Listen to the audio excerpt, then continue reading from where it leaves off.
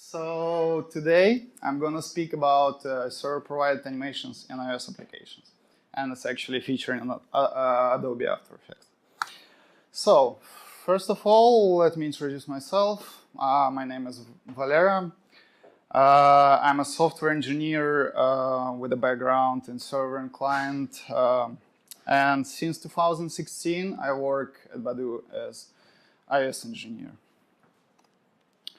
So last year, Badoo released one of its most complicated features in terms of technology. It's called Badoo Live Streams. And this feature basically allows user to stream live videos and also watch these stream live videos. And as the team, we also decided to introduce some kind of animated GIFs. Animated GIFs could be used to kind of express your appreciation to your favorite streamers.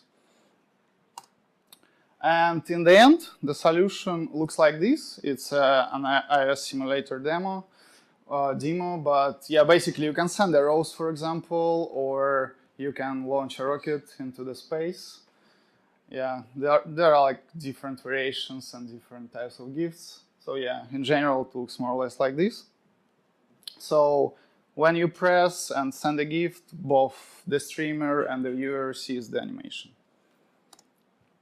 So as the engineering team, we identified some problems.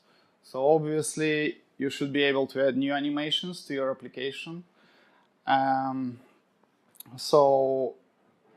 also could be quite useful, for example, on special occasions like New Year or Valentine's Day, where you need to deliver some particular animations fast. Also, you need to update existing animations, for example, tweak color here and there, or, for example, change the trajectory of your rocket. And yeah, you should be able to remove them as well. We also were given the following requirements. So our solution should support multiple platforms. It should support iOS, Android, and web as a minimum. Another requirement was basically the process of rolling out the animations should be really quick. And as we all know, the Apple review could take like several days, right? And this is sometimes not an option. And yeah, we want to save time on the development, obviously. So we came up with the following solution. I'll give a brief review right now, how it looks like, and then I'll go into more details. So it all starts with the design team. They create some animation in Adobe After Effects. Then this animation needs to be exported so the client can take it and present. So basically this could be done by body moving plugin, about which I'm going to talk a bit later. And then you need to make this exported animation accessible somehow via the network. As the client-side developers, what do we need to do? We need to download this animation. Basically download the animation file we uploaded to the server. After we got the file, got the animation, we should parse it and in the end render it to the end user, right?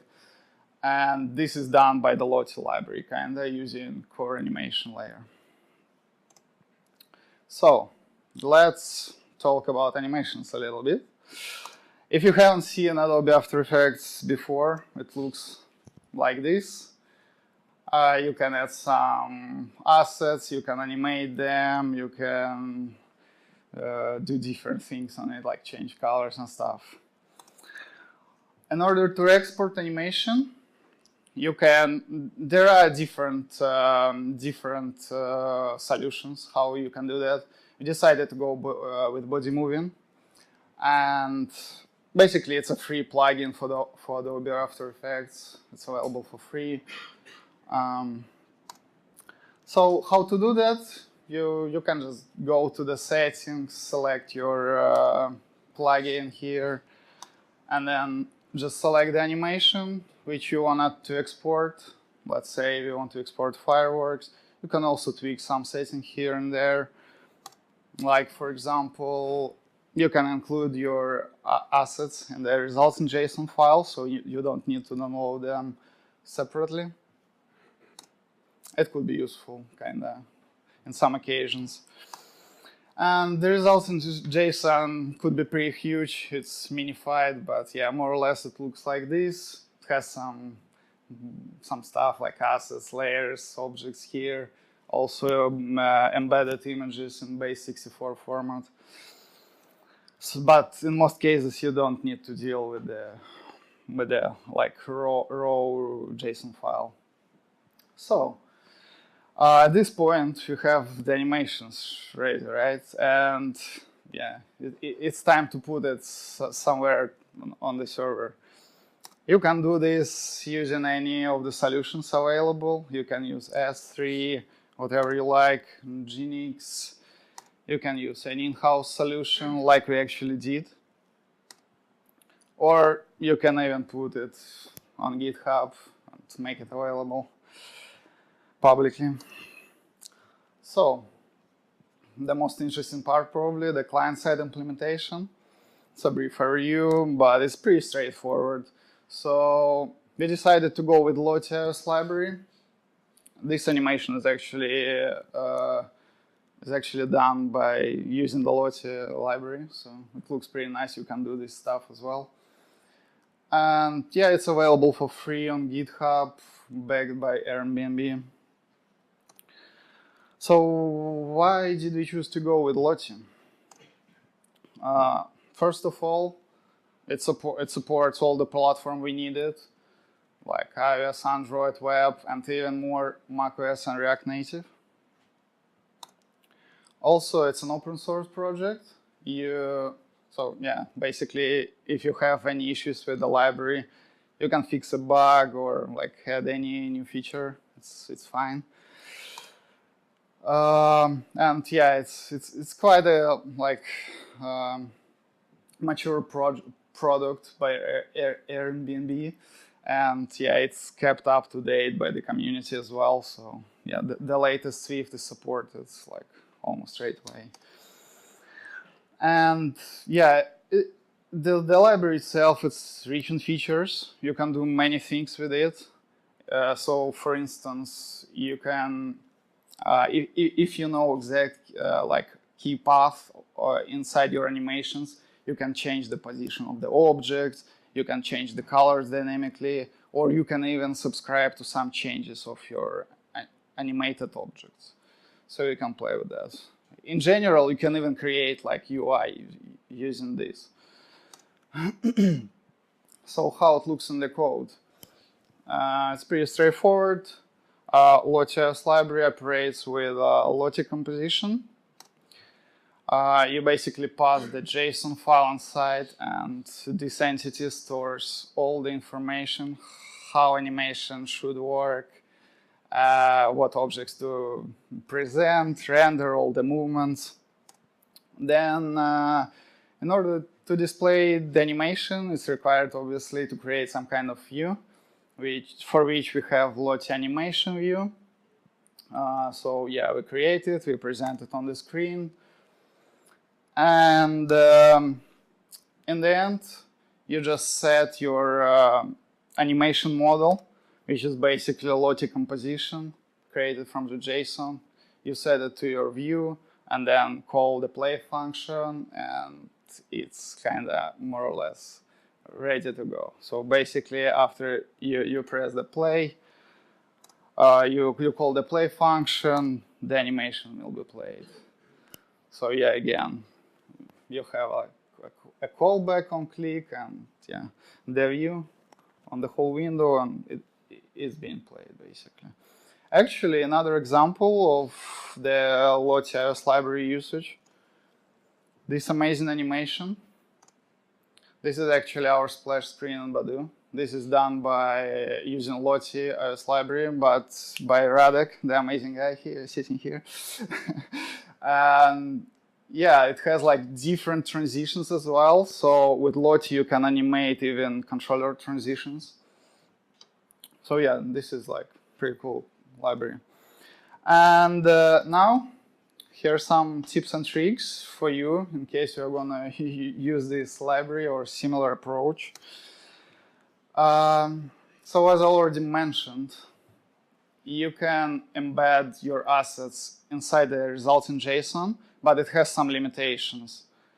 So for instance, you can only embed raster images. You cannot do this with vector graphics. So in order, if you'll go with the vector graphics, you'll have to download this asset separately. And yeah, if you want to make your animation scalable in terms of this like screen size, so for example, if you have the animation for iPhone and then you decide to support iPad, yeah, you'd better go with vector graphics. There are many like really useful entities in the Lottie iOS libraries, like Lottie Value Delegate. Basically, it's a delegate which receives some updates about the objects and state of the animation itself. So it could be useful from time to time to maybe like do some custom transitions or do some custom stuff to with the existing animation.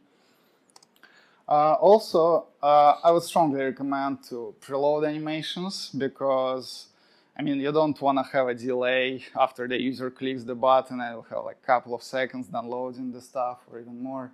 So what we do, for example, we download animations on App Startup, we cache it, and we just keep it until the next App Start. And then we can reload the cache, for example. But if you don't want to use cache, yeah, you can use Lottie Animation View.